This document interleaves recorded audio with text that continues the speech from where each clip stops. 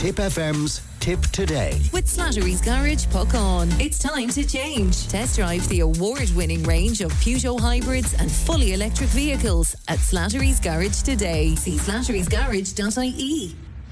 Welcome back to Tip Today. Now, as we discussed on the show yesterday, a report into governance in Bord Bia has found that its chairman, Larry Murrin, is viewed positively by the vast majority of board members. The report was commissioned by the Department of Agriculture in the wake of IFA demands for Mr Murrin to resign and the blockading of Bord Bia's headquarters in Dublin. Now, as you know, the central issue there was the confirmation that Larry Murrin's company, Dawn Farm Foods, sourced 1% of its beef supply from Brazil in 2025. Now, David Young is chairperson of the Irish Beef and Lamb Association. He joins me now. Good morning to you, David.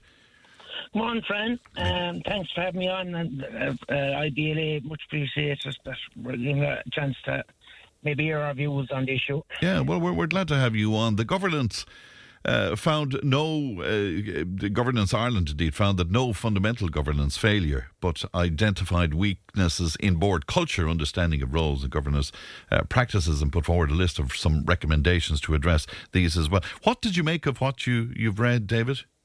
Yes, looking at the report and even looking at the recommendations, it was firstly it was alarming to see that training on and refreshing of skills on some of the key points were issued.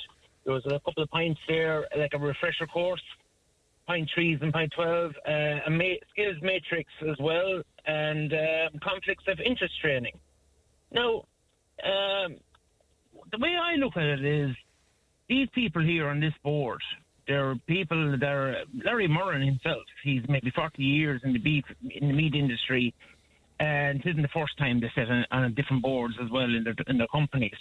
But it was a bit alarming to see that the basic, anything in any board, even organisation board like ourselves or IBLA, there is rules of governance and how a company or a code of practice. But the conflicts of interest training is a bit alarming in the first place. It just shows and highlights that the culture itself in Bord Bia has awful problems in the first place. Do you mean that an experienced board like that, they should be well aware of conflict of interest issues? Is that what you're saying to me, David? Yes, very, very much aware. These people, it is at the end of the day, Bord Bia is the champion organisation to try and get our exports of food, quality food in this country, who were hard-working farmers in the industry, are going through rules and regulations and go through a process of producing top quality food on the global market. And yet we have a chairman on a board who is actually looking for a substitute meat product from Brazilian beef and was bringing in 1% of that beef product into the industry. It is alarming where you have to have, I tell you something, they're on about leadership and goals and missions of any organisation. You don't have a chairman in the first place that is going to be on one side important products. To benefit maybe the Dawn Food Group for maybe his family interest in it, but at the end of the day, he's there to champion what is exported out of this country. But there seems to be no doubt that if we leave aside the issue of the beef supply from Brazil, there seems to be no doubt that this guy is capable and he has all of the experience necessary to chair Bord Bia. And in fact, the governance review suggests as well that the board of Bord Bia is, and I quote, very capable, engaged and committed, with a strong governance foundation and a solid structure and process. Yes, you may come across that as well, but I'd say I'll use an example there. If they are that very strong in the board and how they conduct their business, it is very alarming, and this is going on recently there, that even New Zealand at the moment is getting a big leverage of market share of beef into the UK market. Mm. It has worked in such a way that they had used New Zealand lamb. They seem to have built up a we're always known as the breadbasket for the UK market. We had challenges with Brexit, and the way I look at it, the previous chairman, Dan McSweeney in Bord Bia, he had overcome such challenges with Brexit. But it is alarming that I think Bord Bia in itself has failed in such a way, it has taken its eye off of looking at the market and what we export in this country. We're losing out to other markets. As I say, New Zealand market is an example. And it is very, very, I'll link this in as well. It was very alarming where we had a Fine Gael senator, Pádraig, what's his name? Pádraig Brady, wasn't it? Pádraig Brady, yes. Yeah. He was more or less saying that the farmers were at fault for losing maybe export markets. Well, Now, he said I'm paraphrasing him, but did he not say that, if more beef was to be sold and if higher prices were to be attained, that your farmers would be delighted and it would all be grand? Well, sure, there we go. He doesn't know the simple rule of economics. Supply versus demand, and price is factored into that. As I mentioned there about New Zealand as well, they had a good, as an example, they're able to flood at the moment the UK market, and we're losing out here. They're in such a way now that their price will go back, because when demand has come good, the demand for extra stock will come into the UK, into New Zealand markets to supply UK markets. Pádraig Brady doesn't seem to know the basic rules of economics, if I'll state that. And it's just using it as a leverage for the government. The government did not want to tackle this issue. Minister Hayden called on this report, all right, but it was after a 5-week protest by IFA on Bord Bia. Yeah, and can I ask you about that? Can I ask you about that, David? I mean, why was it up to IFA solely to protest in this way and to lead the charge here? Where were the other farming organisations like your own? Well, I tell you, friend, this is where the truth has been hindered as well. We, as a group, met with other farm organisations. Actually, there's another farm organisation who highlighted this problem in the first place.